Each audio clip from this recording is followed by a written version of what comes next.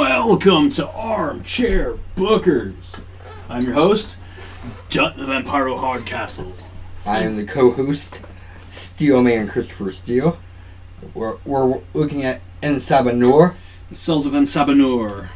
I just dropped the cells off. Right. And made the match. Yeah, because the Cells of Apocalypse, right? Welcome to our equivalent of WrestleMania. It's our March show, but right. April 1st is still March. April Fools. Easter Fool's Day. Right on. Just start right out the gate. Sure. We've discussed this beforehand. I am the Vince McMahon. Yep, he's Vince. I'm Pat. He comes up with the stories. I come up with the finishes. So he's got to fill in the spots and everything. Right. Only thing I had was the final spot. Right.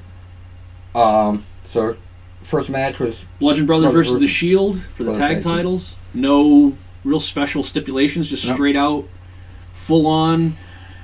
Bludgeon Brothers get outnumbered. The only way to really put a hindrance in them is to have it 4-on-2.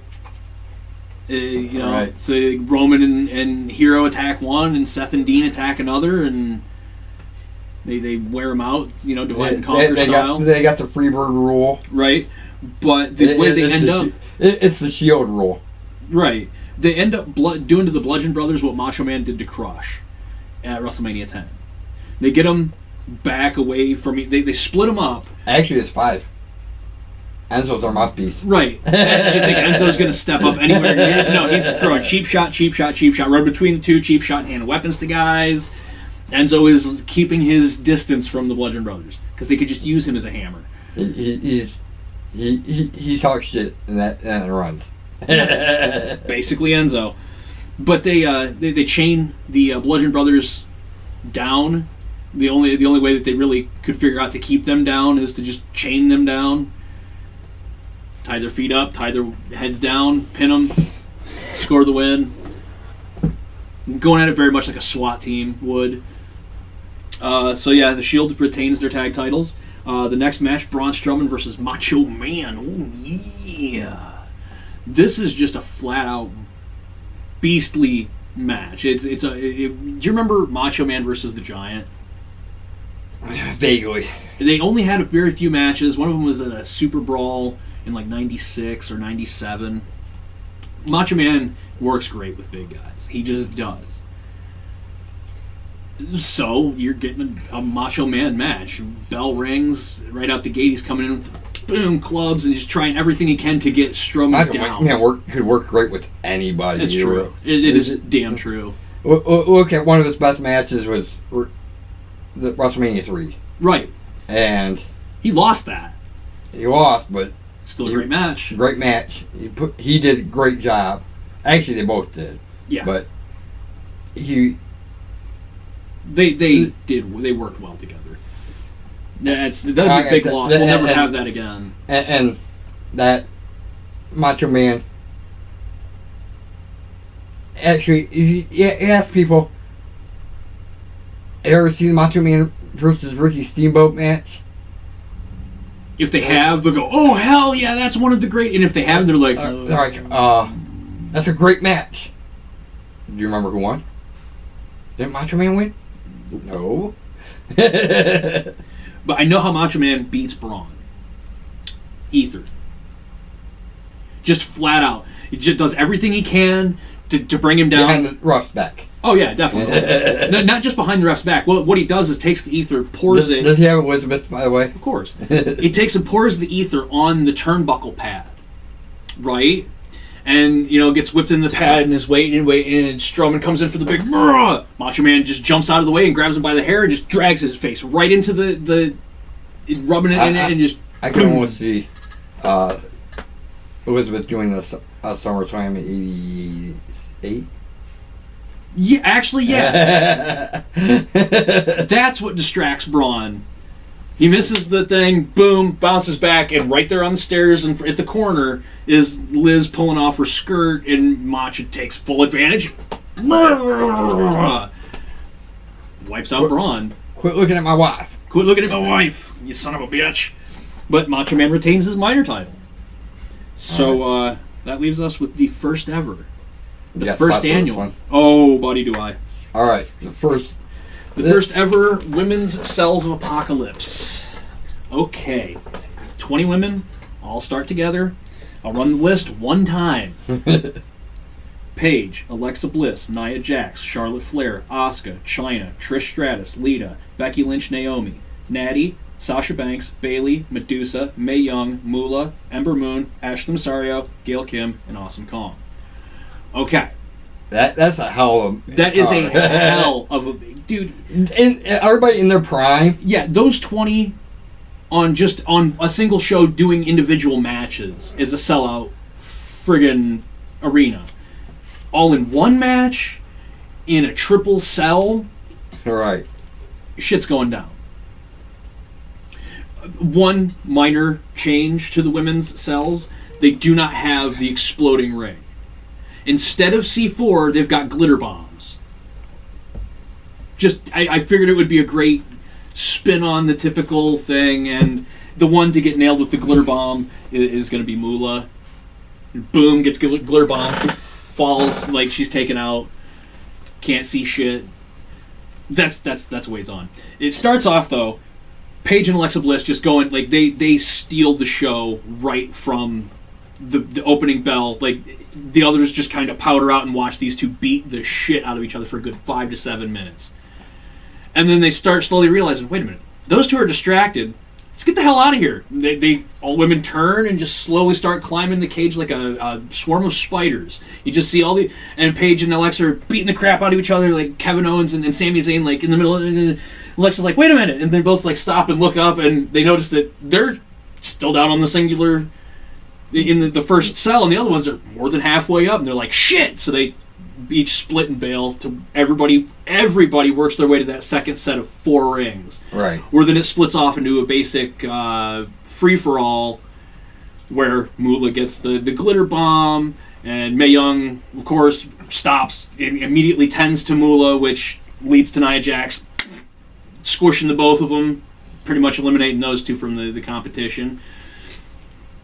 In turn, Chyna grabs Nia Jax by the hair and rakes her face until it's all bloody and shit, and proceeds to just like pound the crap out of Nia Jax, leaving her as the only like big woman other than Awesome Kong left at it. I would say Awesome Kong was probably in a different ring. Oh yeah, she's over in another ring fighting 6 other of these little fucking twig bitches and beating the shit out of them. Go ahead. Barbed wire. Oh yeah, the barbed wire. That's where Awesome Kong comes in. She just reaches in and drags him right into it, beats the shit out of him, ties him up in the barbed wire. And by the time Awesome Kong gets done, there's 4 women working their way up, and it's Ashley Masario, Ember Moon, Awesome Kong, and Chyna. Okay. They get to the top. Awesome Kong and Chyna immediately lock glares and like right into it. Boom, boom, boom, boom, boom. They're just beating the crap out of each other. Ashley Masario, on the other hand, uses her brain. She gets a hold of Ember Moon and just peels her ass right off to just gone, go. And then seeing that she's the only one paying any fucking attention because the 2 big chicks are too worried about who's the tougher chick, Ashley Masario just grabs a kendo stick, blah, blah. Off they go, grabs her title, throws it up with Paige laying in the center of the 4 rings. She's at the apex of the 4 rings looking right up at her. You bitch. Now, Ashley Masario, by the way, does not lay one hand upon one person throughout the entire match. She literally skates through it by hiding the entire time. Like the most she does is there at the end where she pitches an Ember off and then blah blah and gets her title. All right, so now, Ashley Masario, we already got you down. Pen's down here. So, not to forget to mention this, in the contracts for champions, you have to have it put into your contract. Right, you got to negotiate your rematch clause. If you're stupid enough to sign it without one, you don't get one. Right. But people in the Steel Corp, except for Triple H, automatically get it in, don't get the rematch. They have it in their contract where Steel Corp members will get the rematch. So, let's say CM Punk would, or how about this? Bobby Roode is the former minor champion. Right. He doesn't, his contract did not stipulate that he gets rematch. It stipulated the Steel Corp gets the rematch. Right. Triple H is the only member to have it stipulate that he gets the rematch. Paige, being the only female in the Steel Corp, gets her rematch.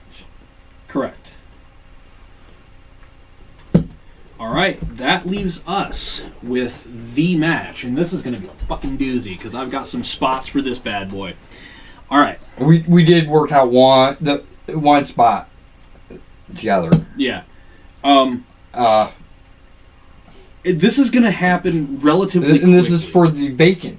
The vacant, as Triple H is injured. Triple H is injured. This is for the winner. Okay. If Steel Corp wins, Steel Corp gets... Steelman gets full control of Steele-Rhoads Wrestling. If Bray Wyatt wins, he gets control of Revolution Wrestling and keeps the war going. But he has to vacate the title as soon as he gets it. Yes. Title will be vacated upon... He gets to pick a wrestler, and I get to pick one to challenge each other for the title at that point. Title. Okay. And then everybody else is... Yeah, if anybody wins, the board of directors remains. And it'll go to general managers until they find someone permanent. Right. All right, I'm going to run the names on this match as well. We got Kevin Nash, Scott Hall, Bobby Roode, CM Punk, John Morrison, myself, Kenny Omega, Finn Balor, Anderson, Gallows, Matt and Nick Jackson, Sting, Undertaker, Chris Jericho, Bray Wyatt, Perry Saturn, Mr. Perfect, Rick Rude, and Bryan Adams. Nice freaking field on this one. But, got a little bit of a fuckery gonna happen on this one. As soon as everyone enters the ring, Bullet Club attacks all non-Bullet Club members. You talking about John Morrison before the match started. Oh yeah. The first person down before the music is even ringing, and Morrison is like full run to the ring, and as everybody else's music is playing, he's climbing up the damn thing, trying to get up there before everybody else. From the outside. From the outside. He's going up the outside. He's not going to he's going to the top from the outs. So that's a long climb. That's a hell of a long climb. Right. Makes it to the first tier. He's like, I gotta take a fucking break. God damn, this is harder than I expected. Everybody fills the ring. As soon as everybody fills the ring, Morrison's like, all right, I can take my time. Now everybody's worried doing their shit down here. Bullet Club attacks every non-Bullet Club member and non-Steel Corp member, leaving them in a puddle of their own shit. Except for Bray Wyatt, who uses this Bray Wyatt-ish powers to be on that second tier with Morrison. And fucking lights go out, lights come up. There's Bray standing right there in the inside of the cage looking at Morrison going, what you gonna do? What you gonna do? You ain't doing nothing. Well, as a member of Bullet Club, I'm like, fuck that shit. Right up behind him.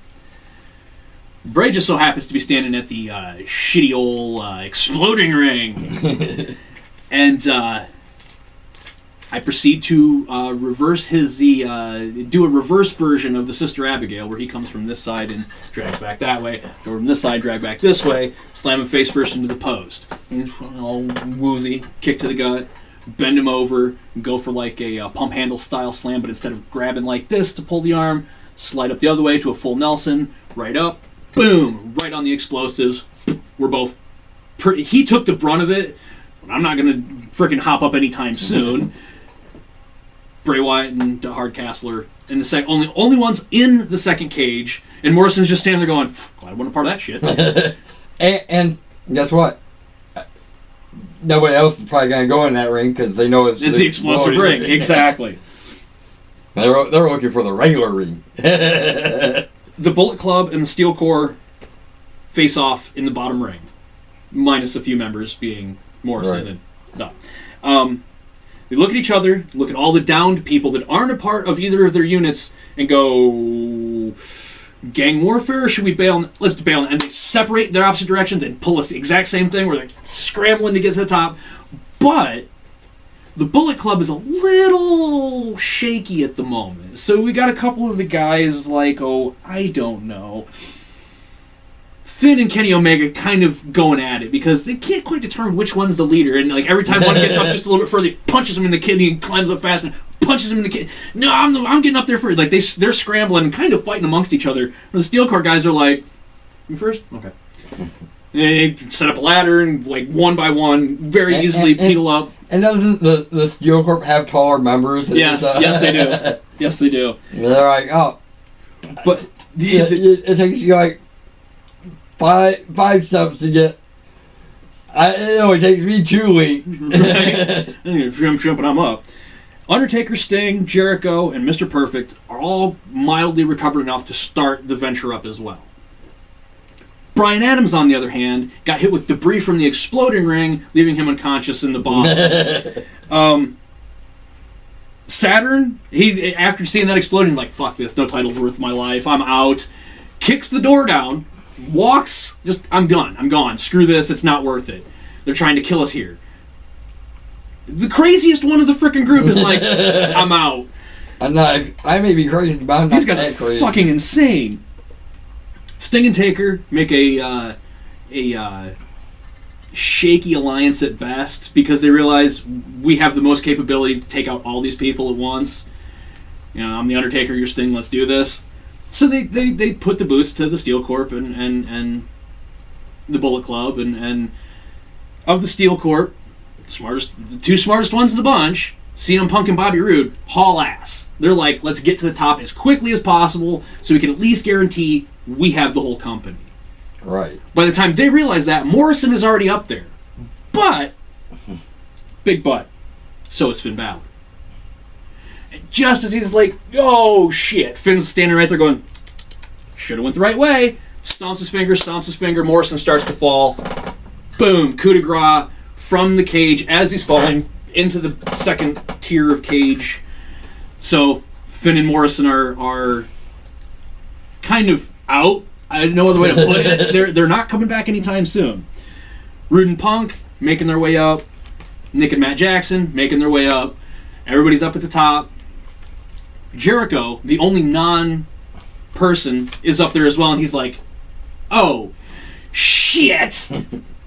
Slowly starts to come back down because he doesn't want to be caught in this crossfire of super kicks, and a super kick party ensues, and the Young Bucks kicking heads off. And the Steel Corp files in more and more and more, and the Young Bucks are just trying to super kick him off to keep him away from the belt. My genius ass is like, you finally got up? I'm conscious! I start climbing.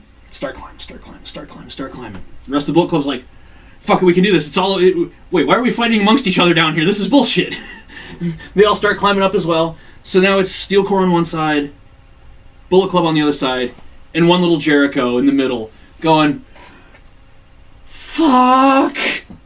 Alright. He thinks he might be able to sneak in during the gang warfare that just isn't seeming to take place. There's a weird standoff happening.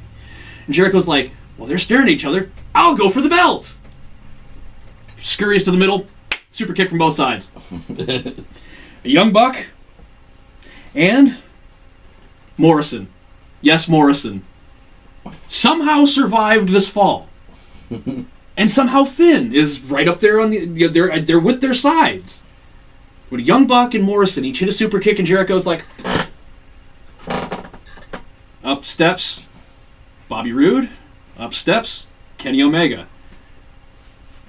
Audience is just in complete dead silence because they have no fucking clue what's going to happen. In the back of each group, you see hands raise up. one of Kevin Nash and one of Luke Gallows. And both of them are too sweeting. And you can hear the crowd kind of going, what the fuck is going on here? What the hell? Like, the murmurs are starting to rise. Kenny Omega reaches up for the belt and swings it over to Bobby Roode. Bobby Roode's like, grabs it, pulls it down, throws his hands in the air, and the Bullet Club and the Steel Corps, too sweet and frickin' just laugh their asses off. Everyone's been had. Everyone's been had. The head of the board of directors, so pissed that he's been duped, comes out and starts to just go on a tirade, but his microphone just ain't putting anything through. And he's slapping the mic, and he's yelling, and he's slapping the mic, and all of a sudden, Hail to the King starts playing. And he's like, oh shit. Turns around, guess who's got a big old steel chair with a board of directors name written all over it? That guy.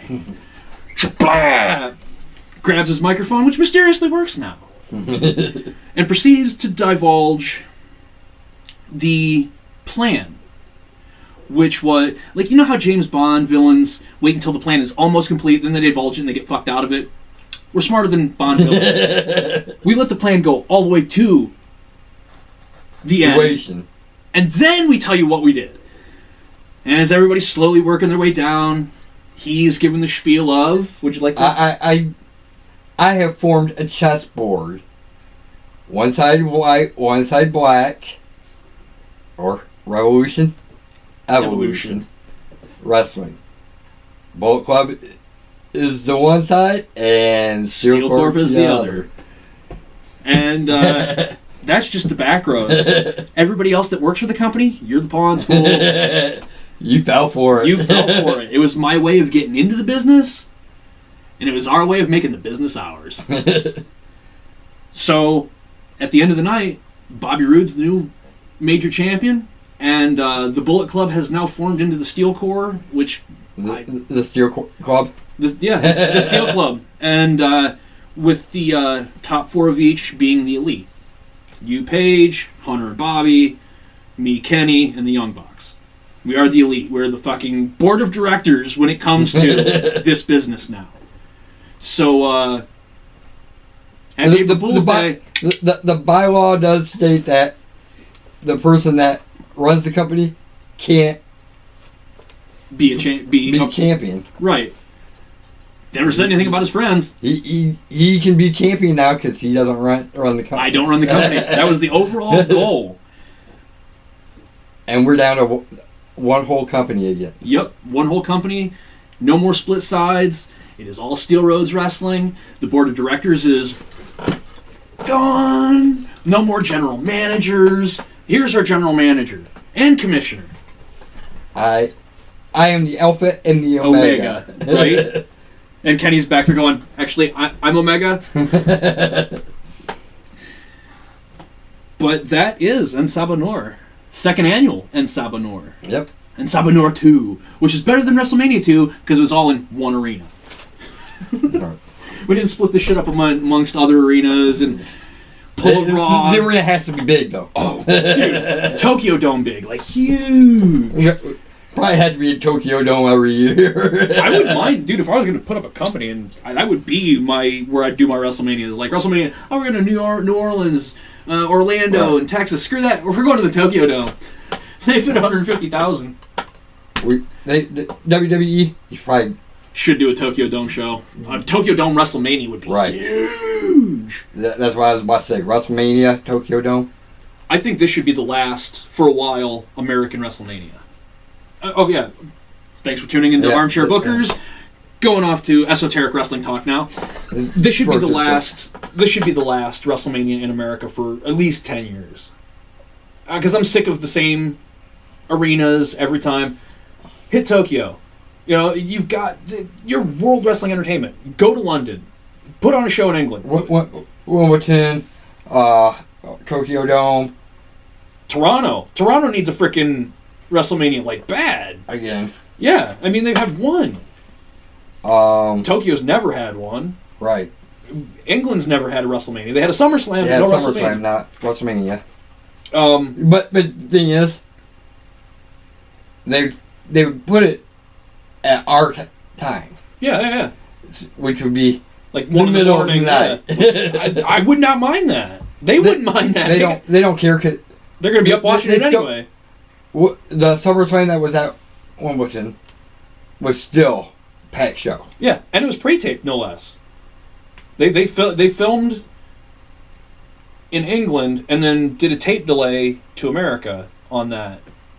So it wasn't live in America as much as people were like, it was live. No, it was live in the UK at the right time. Which is perfectly okay with me. I don't care about tape delay. I can stay away from spoilers. It's not make or break on my wrestling watching. I don't think they have a problem with it, but Tokyo Dome, it'd be morning time. Right. And it'd be like 4 in the morning here for us, and people would be like, "Oh my God, WrestleMania 4 in the morning." No, they would be. It'd be like 4 in the morning for them when it's like the right time for us. For us, and they have no problem with that because they love wrestling. Right. Off. And they did that. Beast from the East. Beast in the East. Yeah, that's right. And that was in the morning. Right. For them. Actually, it was in the morning for us. That started at 6 in the morning for us. They were in the afternoon on their show, on their deal. Right. But, like, still, yeah. Like, go to Dubai. Go to friggin' India. There's mad wrestling fans. They could totally crush any attendance record they ever had for WrestleMania by just going to Dubai. Just go to Dubai. Go to Korea, even. South Korea. Dude, do you know how many asses would be in seats for those shows? They don't get wrestling all the time. Like I said, do Wimbledon definitely. Yes. And Tokyo Dome. Dome. Definitely. Dubai would be a great one. Germany would be another amazing. France. They could literally take WrestleMania all around the freaking world in 10 years. Boost their worldwide output of I would intake. I'm going to say fans. Tokyo Dome should be the next one. Yes. The next, it's not going to be next year's because next year's is going to be Orlando or Dallas again. The next one should be because the real only competition, and it's not even that, is New Japan. Right. And if New Japan's coming over here and putting on their biggest shows on our turf, on the American wrestling turf, we should be doing the same. Right. We should be going back and paying it back to them. And not only that, we should work, as I say we like I work for WWE. we should work with them. We should work with them. We should work with WWE. And then we can start saying this royal we like it actually would matter. But right. If WWE and New Japan just threw together an alliance for 2 years, just a talent swap, 2 years, WWE would be back on top. The wrestling bubble would have been reinflated. Bring back the Attitude Era. Right. Oh, and don't believe the rumors.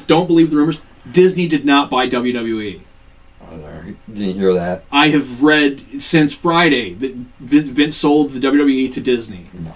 And I'm like, no effing way. No. He sold his majority stock to Triple H, Stephanie, and Shane. That's who he sold it to. Now he's got like 47% of the company, where the rest of them together are basically running the show at this point. With Vince still getting final say because it's Vince. But I thought he's moving on to XFL after Mania this year. Next week, which is why a lot of stuff has already changed. Right.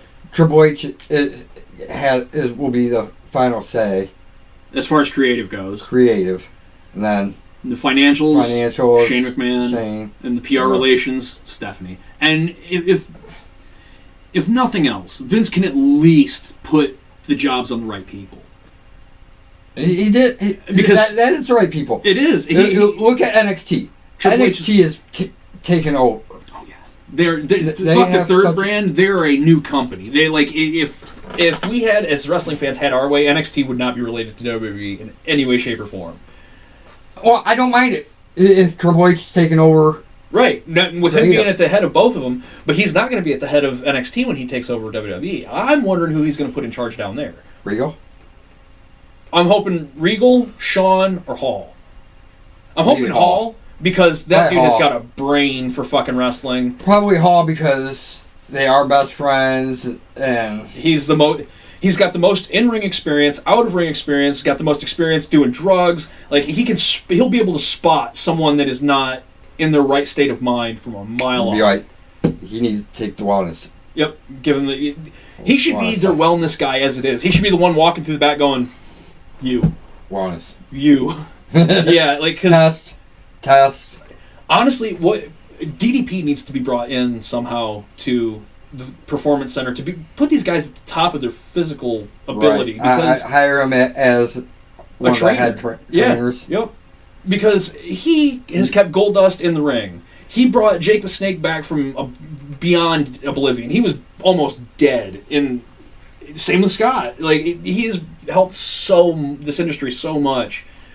DDP Yoga is by far, like, people have been revitalized by it. Yeah. You're right. Yep. Oh, what? Look at him. Guess who started doing DDP yoga last year? Undertaker. And it's working a lot better, I bet. Mm-hmm. We'll find out. Right? Yep. This year's WrestleMania. You know he's showing up. Oh, dude, totally. Cena's going to come down and piss and moan, and then all of a sudden we're going to hear fucking American Badass by Kid Rock kick on, and brung, brung, brung. That's the whole reason Kid Rock's getting inducted. Dude, as soon as they're like, Kid Rock's getting inducted, I'm like, why? What the... Oh, yeah, he did Undertaker's theme. Hey, he did Undertaker's theme. And that's, yeah. I get... If he doesn't come back, oh yeah, I get it, and I respect it. He went out the way you're supposed to. Yeah, on your back. But if he comes back to do WrestleMania, he better win. I don't. Fuck John Cena. Yeah, putting John Cena over when he's on his way out. Fuck that. He should come out as the American Badass, the same one that Cena faced years ago and lost to. Right. Have that be his bane of his existence. Roman Reigns, I even get Roman Reigns being the final one. Right. I don't mind that. I don't have a problem with Roman Reigns. I really don't. My issue stands with they're not using him to the best of his ability. He is a natural heel. He is. Right. And for them to go, well, he's going to be the face of the company. The Rock was the face of the company and a fucking bad guy at the same time. It can be damn done. Seth Rollins was the face of the company and a bad guy at the same time. It can be done. Don't force him to be something that he sucks at being. Right. And a good guy is exactly that, because when he gets on a mic and he starts talking, you can hear it in his voice. He wants to talk shit. He wants to down talk everyone. And he can't because, I'm a good guy, we gotta be nice, damn it. Even Stone Cold was the face of the company, and a fucking bad guy. He was the anti-hero. Yeah. He wasn't a heel, but by no means was he a face. Right. You want to do a quick rundown of the matches and picks? No, we'll do that next week. Oh yeah. You want to do a quick pick? Yeah, sure. What do you want to do? Finishing moves that get undersold now. All right, I'll start. DDT. God damn it. Yeah. It's used as a basic move. Yeah, it is. It's a super basic move to the point of like nausea, where it's like DDT and popping back up, and it's like you would not do that to Jake in the fucking ring. You would not pop back up like that. You're right. It's way underappreciated. Powerbomb. My pick will be powerbomb. Powerbombs. Through a table. 15 seconds later, back up on their feet, ready for the next spot. Bullshit. You should be laying there for a minute going, oh, God. Like, sell. Sell, damn it. DDT is about the biggest one I had. Oh, I got quite a few of them that are... I also like X Factor. Yeah. That actually did this when it came to the devastation of it, because Billy Kidman used it for a while as just like a move and like people would be back up. X-Pac did it. They stayed the fuck out. Right, and I've seen it recently somebody did it in the middle of the match. Yep. Like, that's a finisher. Yeah. That's not... You guys are stupid. I'll go with the flailing hug of despair, also known as the spear.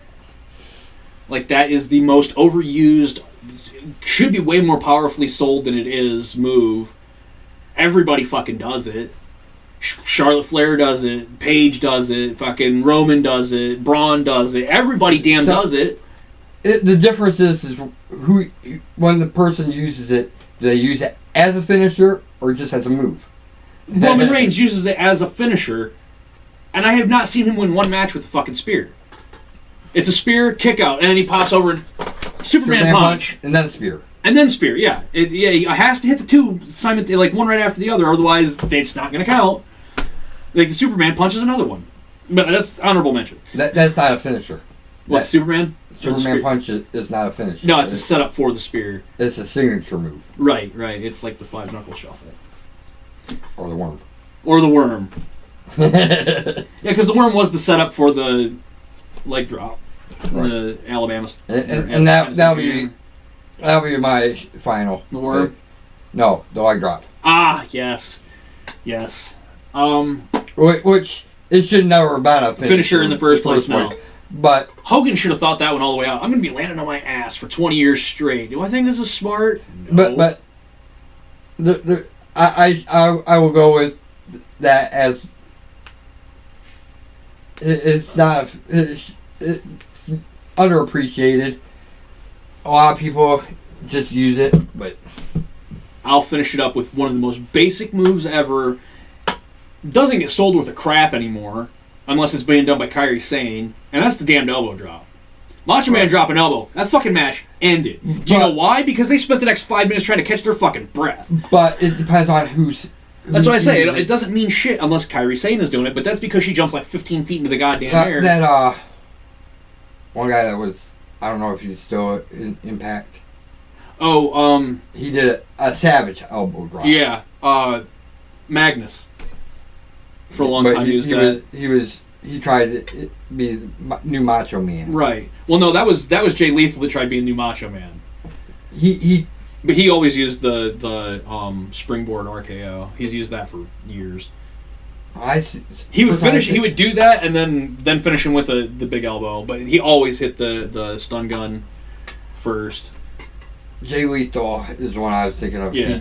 He did a Savage-esque. He needs to come to fucking 205 Live. All right, so I'm gonna put one move do quickly, and we're well over, but we got a full episode. Certain moves shouldn't have been finishers, right? Like the leg gorilla drop. press, gorilla press, the body splash after it. Like Ultimate Warrior's entire finish, his entire moveset was garbage. Like for as much of a legend as he is, his entire moveset is shit. It really is. Like, it was shaking the ropes and doing this. And then clothesline, gorilla press slam, splash ass. That's all he did. Yeah. Did he ever hit a suplex? Did he ever let a suplex get hit on him? Yes. That's right. Rick Rude won the Intercontinental. That's right. With a suplex. With Ultimate Warrior's suplex. With Ultimate Warrior suplexing him. That's the only time. Yeah, I think that might be why he never did another wrestling move after that. He's like, the one time I did a wrestling move, I lost my belt. Bobby Heenan grabbed my leg and held me down. That weasel. Which I said was saying earlier to you, not on camera. The weasel, Ric Flair was not his. He didn't manage Ric Flair. No. His last managerial position was Mr. Perfect. Yep. Mr. Perfect managed Ric Flair. When the hell did Heenan take over managing Mr. Perfect? Because I know for a long time, just before Ric Flair arrived, it was the coach. It was that fucking asshole with the fucking whistle and the shirt that said coach. Mr. Perfect. Was it after he lost at SummerSlam, coach just kind of disappeared? Might have been, but Mr. Perfect was there before coach disappeared. Yeah. They were his co-managers type. That's right. That is right. Because the rumor at the time was that he was starting a new with Bobby Heenan in charge of Mr. Perfect. Yeah, doing a new Heenan family, pretty much. Which would have been great if that had been seen to fruition all the way. There's a lot of things that would be great. Oh, and I am Fancy, Faizi. Yeah, something like that. Dude, you suck at your list. I'm sorry. Did you watch them? It's all in kayfabe. This guy does not know the difference between kayfabe and radio. Like legit heat and like heat. Some of the stuff he had out of kayfabe, but it was all wrong. Yeah, he's like reading Twitter like it's real. Right, like dude, if you see WWE and their name of their Twitter, or if their wrestling name is a part of their Twitter, it's all in character, dude. There's like oh shit. If we had better editing software, we could do better videos than that guy. I mean, we really could. Don't need better. Right, we just have better information. This is about... You get better information from our shows. Right. Than theirs. And production value, it doesn't matter to us, because it's... And their production isn't even... You're in a bell roll. Oops. Miscue on the belling. But their production value isn't... It's just screen... Yeah, it's just screen grabs of other people's shit and him talking pictures. over it. No, he doesn't even talk over it. He types over it. You have to read it yourself. Honestly, we could play him and read him, and I could fix all the mistakes that he makes as we're doing it. And guess what? There's a lot of them. He gets a lot right, but only on one end of... Like, he does these half lists of people Triple H wants to push and people Triple H wants to release, and you're reading the list, and it's like, dude, he doesn't want to release anybody. He's running an effing company. He needs as much talent as he can have. And the people that he says he wants to release, they say he wants to release, are good talent. Yeah, are definite talent that he wouldn't want to release, considering, like, one of them was Dolph Ziggler, and the last time Triple H said anything about Dolph Ziggler was, he is the Shawn Michaels of our generation right now. We're just looking for the right spot to put him in.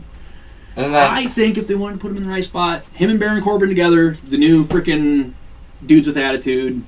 And then the one list was Triple H would never forgive these people and may forgive these people. Triple H is all... They had 4 right out of 15. To quote Triple H, he will do whatever is best for business.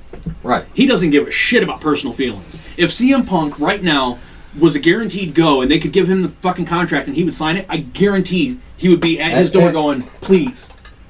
And I said to you earlier, I believe by next year, if not early next year, by the end of 19, CM Punk will be back at WWE. I have to kind of agree. That one would... I see it more with Triple H. Right. Gonna be running it. And the stuff that do the people I am fancy, whatever. Yeah, whoever is putting that together said about that situation is based off of the pipe bomb, which was heavily written. It's what they call a worked shoot. Actually, the Triple H and Stephanie part of it was written by Stephanie. Right. And by the way, he had nothing about the bowling. Yeah. Yes. I love the fact that it came out later that Vince told him to lead into a bullying story so he could cut his mic off. And the thing is, he did it. Like, he actually... Like, Punk isn't one to listen well. Right. And for him to actually start into a story here, he has nowhere to go, is really kind of off. It doesn't really make sense. People that want to know what he was going to say, it was nothing. Yep. He didn't know where to go with this. It was supposed to end like that. Yeah. All right. Until next time. Like, share, subscribe. Tell your friends. Tell your enemies. Tell your frenemies. Until next time. Book it right. And? Ring the bell. Damn right. Peace.